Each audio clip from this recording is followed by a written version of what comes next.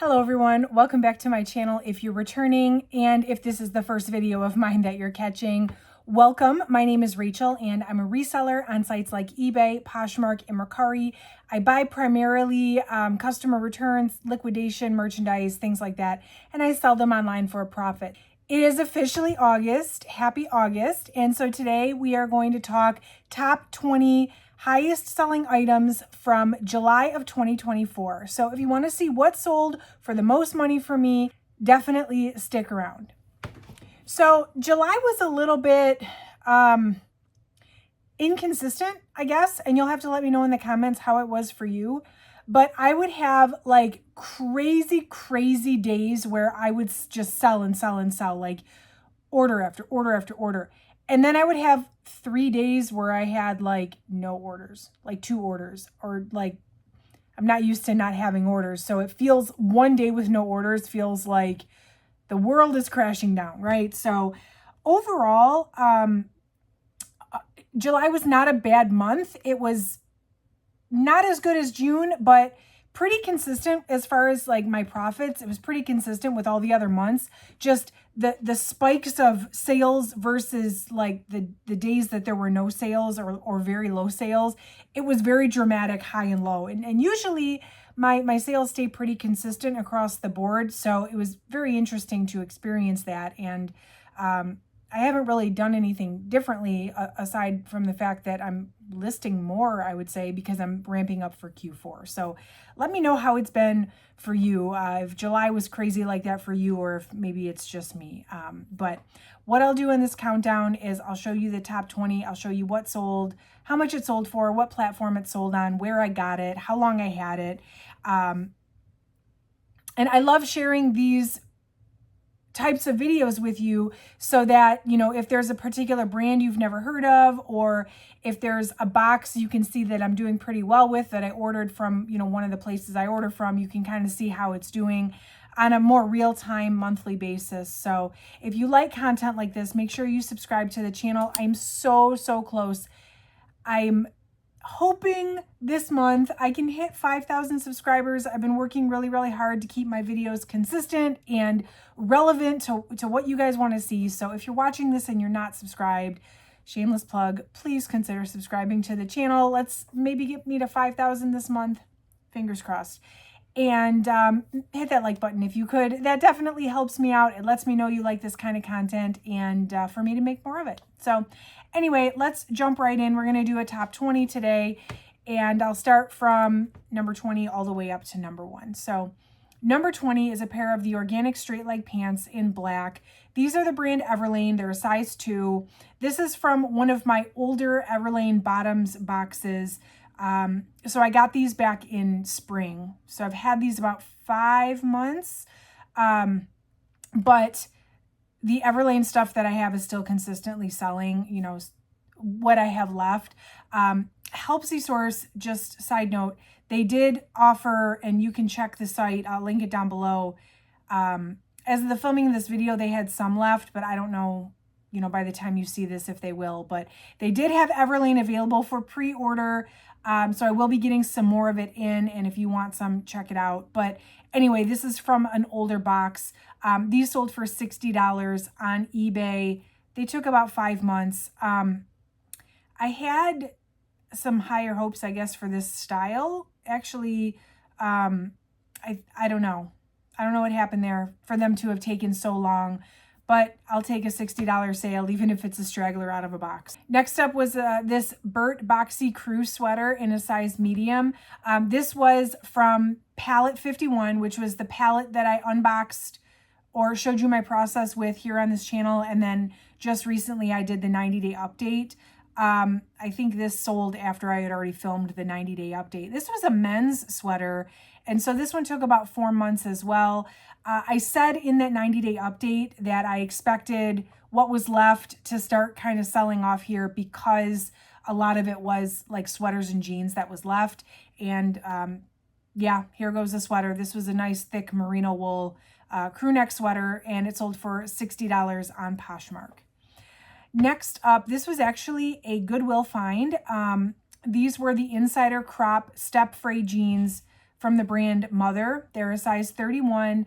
My average cost of goods, when I do go thrifting, I take whatever I spent that day and average out the cost of goods. So I know that my local Goodwills charge $8.24. That's the blanket price for jeans.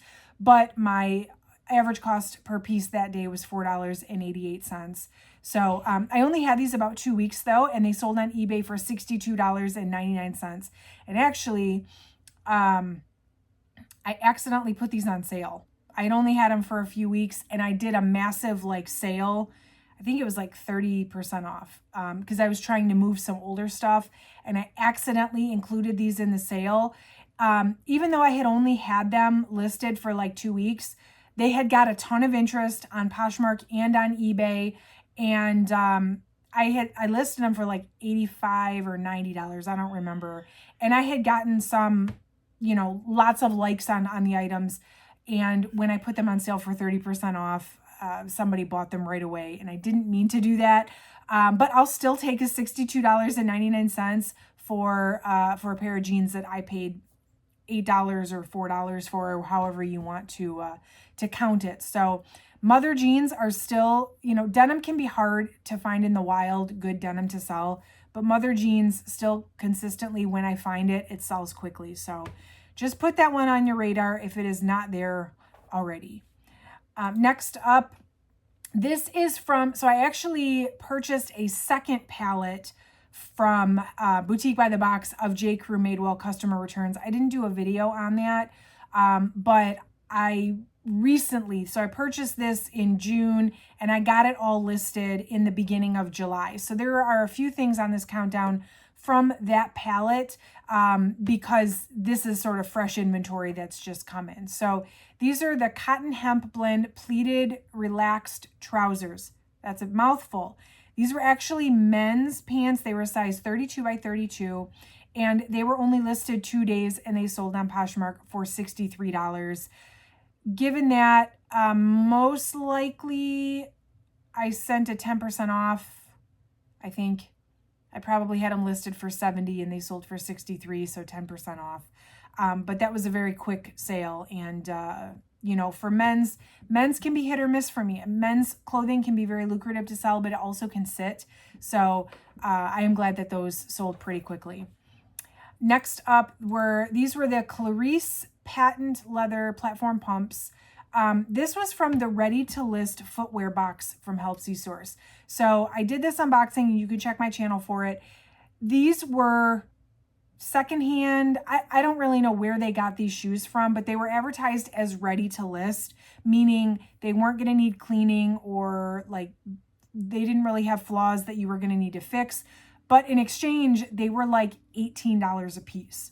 So hefty price, but for good quality shoes, it's sort of a gamble. It really just depends on the brands and the styles that you get at that point. So anyway, I had, my 10% off or whatever. So my cost per pair of that box was $16.37. These were the brand Naturalizer, and they were a size 6.5. They were leather pumps, so they were probably kind of pricey to begin with. But they sold within 2 weeks on Mercari for $63. So that's very interesting. Now, granted, these, I'm pretty sure these had the box. I'm trying to remember. I think these were new in box. But even still, like, Naturalizer has never really been a shoe brand on my radar to look for. Like, if I'm out in the wild and I'm thrifting, if I see Naturalizer, I don't even pick it up. So this has me kind of thinking, maybe I should take a second look at that brand, or at least certain styles, or maybe if they are all leather and they're really good condition. Would I pay in the wild $16 for a pair of Naturalizer shoes that were used? No, I probably still would not. However, if they're genuine leather and they're in good condition, and like my Goodwill usually prices, I would say for Naturalizer, they're not going to mark it up. It's going to be like $6. So it might be worth it in the future for me to consider taking a second look at Naturalizer brand shoes if they're in good condition. So I just want to throw that out there. I did not expect, when I opened this box, I listed these based on comps or based on what they were selling for online, because I do think it was a current style.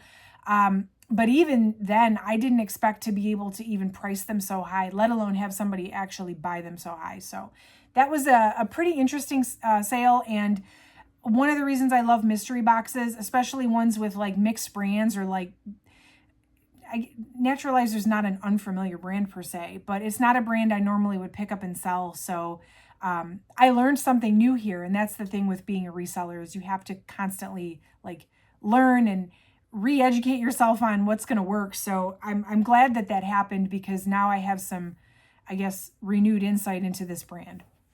Anyway, next up, this is the, and I don't think I'm going to pronounce this right, Teget, Teget, was the style name of this dress. It was this twisted high-low maxi dress from the brand Misa.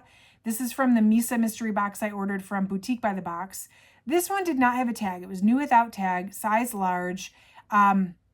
This one took 2.5 months, but it did sell on Poshmark for $65. This box, and there will be an update on this box eventually, but for a long time, nothing out of this box was selling. It was kind of just sitting, and I priced all the dresses, again, based on MSRP and based on comps.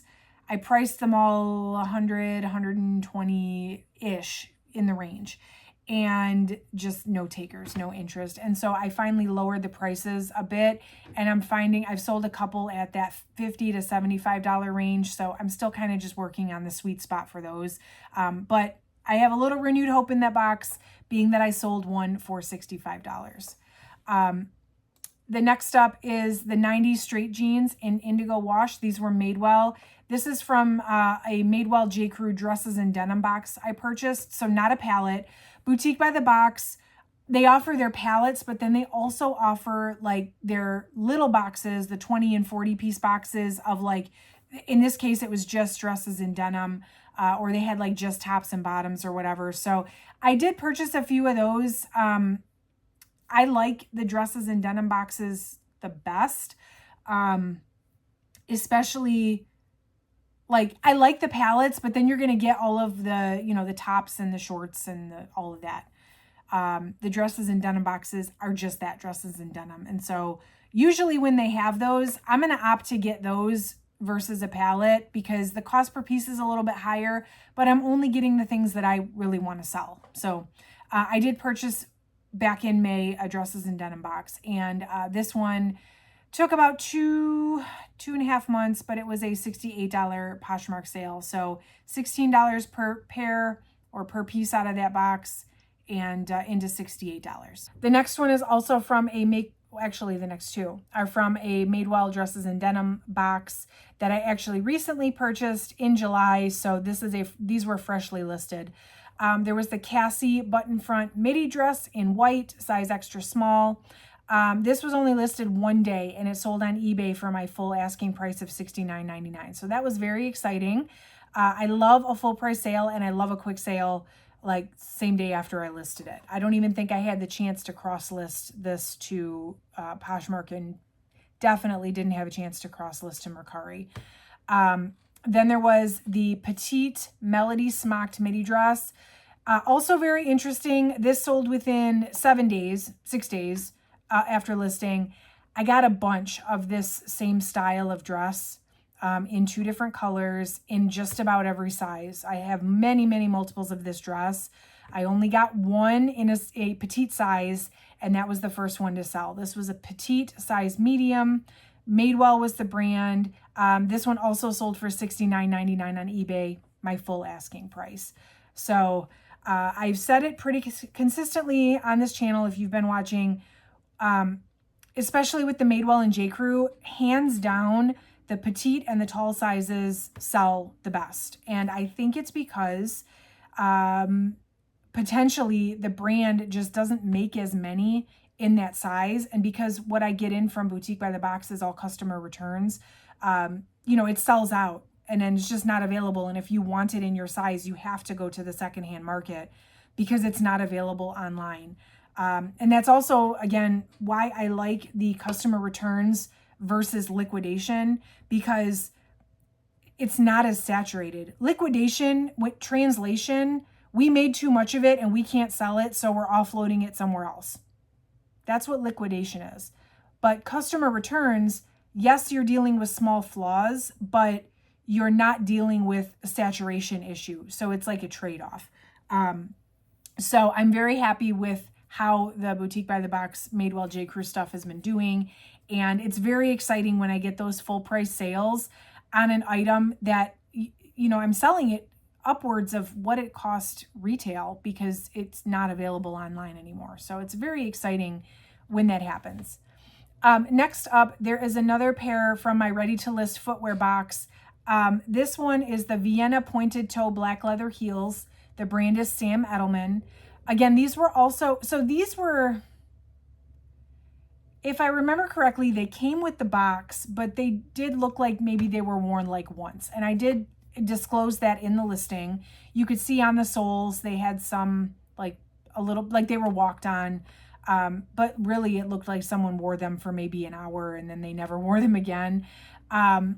These were listed for 8 days and they sold on Poshmark for $70. So same with the Naturalizer shoes. I've never had particularly good luck with Sam Edelman shoes.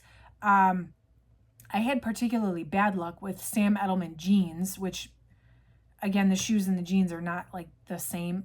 Definitely they're more known for their shoes, but it put like a bad taste in my mouth for the brand in general. Like it's like one of those brands I put on my like avoid list almost. These were in very good condition though. And at $16 per pair, again, maybe it's a brand I need to start like putting back on my radar if I'm out thrifting. If it's in good condition and it's leather, I was not expecting to get this much for a pair of Sam Edelman shoes, but here I am telling you I sold a pair for $70. So that's very exciting. Next up is the plus size perfect vintage wide leg crop jeans. These are from the second pallet I got, pallet number 160. These were a size 20, so they were a plus size. And they were only listed 3 days and they sold on Poshmark for $76. So I'm pretty sure I had them listed for $85 and then I dropped the price, probably sent an offer for $76. So again, very exciting when they sell fast and they sell high. Also from Pallet 160, these are the tall kick out full length jeans. So tall size. That pallet, by the way, was $9.80 per piece. They had a 1-day sale on their pallet, so I was able to get 10% off.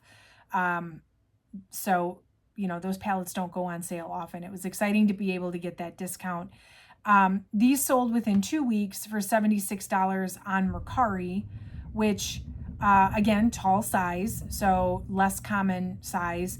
And Mercari doesn't take any seller fees. So I was able to get that full $76 out of that sale. Then also from Pallet 160, here's another, this one's a dress. This is the button front midi dress in Desert Olive. This one was a size medium, and this one sold in under a week, 6 days, for $85 on Poshmark, and that was an outright. Either somebody sent me an offer or it was my full asking price. So again, very exciting when these things sell quickly. Next up, also from the ready to list footwear. I can't wait to give you guys the update on that box. It's nowhere near 90 days yet, but clearly it's working for me here. These were the cabin cuff slipper boots, shoes. I don't know. They were UGG. The brand was UGG, brand new in box, size 10. They were a low profile, Sherpa lined or sheepskin lined boot, $16.37 per pair. And we're talking UGG boots. These were listed and sold in the middle of July in 6 days for $85 by offer. So I had these listed for probably $100 or $95, somewhere in there. I sent 10% off with discounted shipping. Math is hard, guys. Math is hard. But I sent the offer on that one, or rather my Posher VA sent the offer on that one. And the buyer accepted my offer with the discounted shipping. And that was a very easy, very fast sale. And those are really nice UGG boots. I was tempted to try those on. I didn't even try them on because if they fit me, I would have potentially kept them. I already have, side note, a pair of UGG boots. I live in Georgia. There is very low need for UGG boots. There's about 3 weeks in winter where it gets cold enough that you want to have some sheepskin on your feet. Not even because it's snowing, just because it's a little chilly. So I already have a pair. I don't need another pair. And so I didn't try them on. I thought about it though. I really did. They were very nice boots.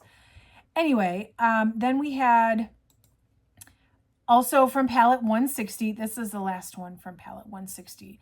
It was a 200-piece pallet, so it's no surprise that there's a lot of this on this month's countdown. These were the perfect vintage wide leg crop jeans in a size 30. These were listed for 22 days, and they sold for $95 on Poshmark.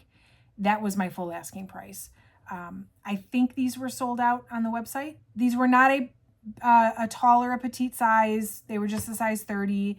But if they were sold out on the website, it doesn't surprise me. They were probably 128 or 138 on the website, sold out. So 95 sounds like a pretty ballpark what I list things at. The buyer's getting a discount from what it was on the website, and I'm making a really great profit, paid $9.80 and selling for $95. So that will always be exciting to me. We've reached the top 5. These are the most exciting sales. And none of these sales happened on Poshmark. So Poshmark is really good for volume selling, but I'm going to be honest, my high dollar sales typically happen elsewhere. So top 5. This was the Mia Lee linen top in Roxy Pink. This was from my Boutique by the Box Lily Pulitzer box. This was a 100% linen top in a size 14, and it took about 2 months to sell, but it sold on eBay for $99.99. I paid $24.99 out of that box, or per piece on that box. So it was a pretty hefty cost per piece on that box. And I'll have the 90-day update. I think that one's due next month. But love a full price sale. That was definitely my full asking. And I love an eBay sale. Buyers are much more likely to pay full price, as far as I have noticed on eBay. I feel like these boots, and I'm excited to share this with you on the countdown, but it's going to spoil it for the 90-day update, but whatever. This is almost like the Cinderella story here.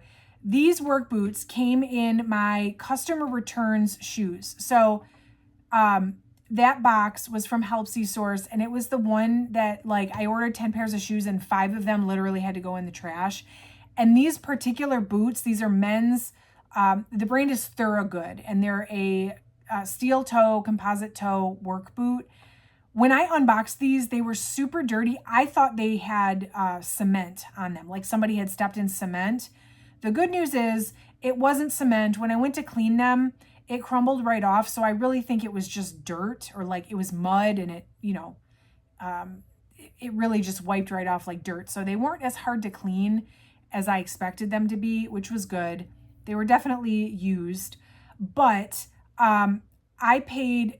So the way I averaged the cost per piece on this box, they were like $8 per piece. I don't remember the exact cost of shipping and all that, but I ordered 10 and I only got to list 5. There were 5 pair that had to go in the trash, meaning the 5 pair that I did purchase were $17 per piece. So that's what I have in my notes here for these, but they did sell on eBay. They were listed 2.5 weeks. They sold for $101.99. These boots retailed for very, very high. They were very expensive, brand new. I think like close to $300. Given the condition though, I obviously couldn't get that much, but I knew that it's one of those things, like somebody who's buying these are not buying them because they want to keep them nice and clean, right? So they're more interested in the functionality of them. And probably they need them for work, and probably they don't want to spend a ton of money on shiny new boots when they can get a pair that are completely functional for half the price. So it's sort of a win-win. I will take $17.11. For me to make $101.99 on that, I made my money back automatically on all 10 pair of shoes. And so even though 5 went in the trash, regardless of what happens with the other 4, I'm broken even. That's probably my favorite sale of July, just because of the story behind them. Next up, this was a fun sale too, probably my second favorite sale. These were the very first pair of shoes ever that went through eBay authentication. I don't sell a lot of shoes normally. I'm selling a lot of shoes right now because I've had a lot of shoes come in, but I'm not a sneaker person, and it's very rare that I get a pair of shoes, or I guess sneakers specifically, that sell high enough to be authenticated. So I sold these on eBay, and they had to go through the eBay authentication process. So it was very neat to see just how the process worked. These were the Bondi sneakers in cream vanilla. These were Hoka's from my ready to list footwear box. So again, $16 per pair on these. They sold for $110 on eBay. These were a pair of brand new in box Hoka's, and Hoka's sell very high just in general. Even used Hoka's are great to get your hands on. So I'm not surprised that these sold for as high as they did. The authentication process, basically, long story short, instead of me shipping the shoes to the buyer, I shipped the shoes to eBay somewhere. And I imagine they opened the box, authenticated them, made sure that they were, nothing wrong with them, and then shipped them off to the buyer. They released my funds once they shipped them to the buyer. They did not wait for the buyer to send me feedback or whatever. Like, I got paid once eBay got the item, which was kind of cool. And it didn't cost me any extra to have to get it authenticated to ship it to eBay. They handled the shipping costs between their warehouse and the buyer. I only had to ship it to the warehouse. So very much a win-win. I think it's great for buyer confidence, and I think for myself personally, if and when I ever did need to buy an expensive pair of sneakers, I would probably want to shop on eBay versus anywhere else, because this authentication process, like, I would want that peace of mind for myself. So very happy with the experience there. Number 2 on the countdown, this was the round neck boxy top sweater. The color was jam, so it was a berry purplish reddish color. This was a size extra small. It was Eileen Fisher from my Boutique by the Box Eileen Fisher box. I do have that 90-day update coming up this month. This box I paid $13.09 per piece, and this sweater did take about 90 days. Granted, I listed all this stuff in April. It sold in July, so this is a literal, like, heavy sweater, and it finally sold. So I guess I'm not surprised that this one sat around, just given the seasonality, but it was a full price eBay sale, $129.99. Buyer did not send an offer, buyer did not negotiate, just an outright purchase, which I absolutely love that about eBay. And I plan on making an eBay strategy video, and I keep saying that, and I swear it's going to happen, but I'll just share with you, I do send offers to watchers on eBay, similar to the way that I send offers to watchers on Poshmark. The only difference is Poshmark, I have an automation tool. I use Posher VA. The offers go out automatically. eBay doesn't have that.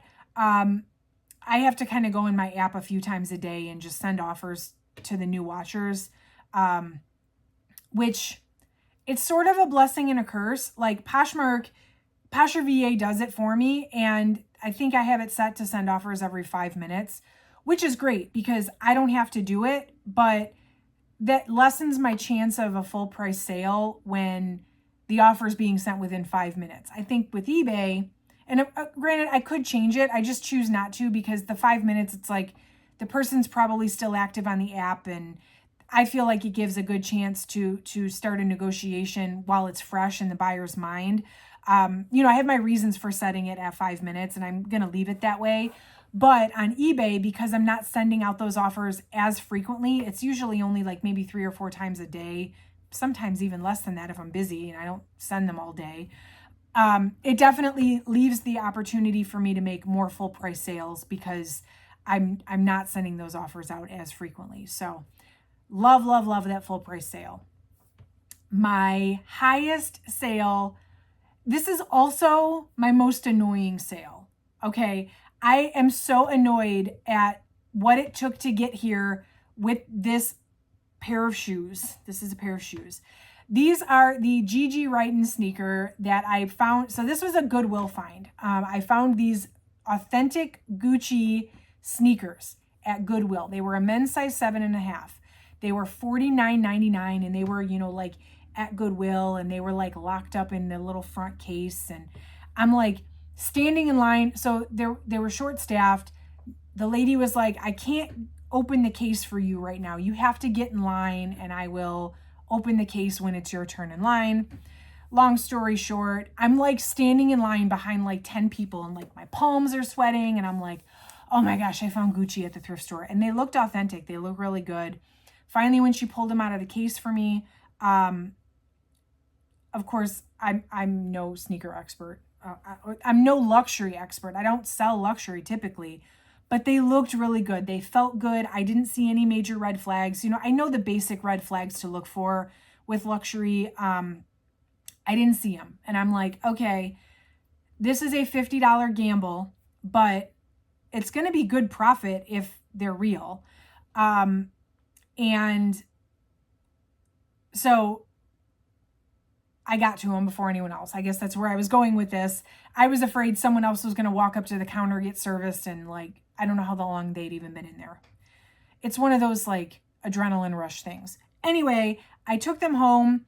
I authenticated them myself basically because I'm cheap and I didn't want to pay. I didn't want to pay to have them authenticated, but everything I found online of what the fake version of these sneakers look like, these checked out as real. When I looked real versus fake on everything. It did take me, oh my gosh, I purchased these on January 10th, 2024. I listed them on June 1st, 2024. It took me 6 months to take the time to research them and then get up the guts to list them. Because there's always the chance I'm wrong, right? I could be wrong.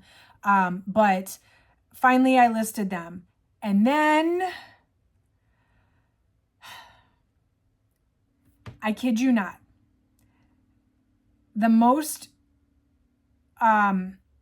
these got the most attention on eBay and on Tradesy or Vestiaire, on eBay and on Vestiaire. These, I got offers on Vestiaire. I kid you not, this is not an exaggeration, no less than 20 times. And I hate this about Vestiaire, and hate is a strong word. I can't stand this, and this is like the reason that I don't list more on Vestiaire, because their offers are not binding. I accepted no less than 20 offers on these shoes. And then the buyer ghosted me. No less than 20 times. I kid you not.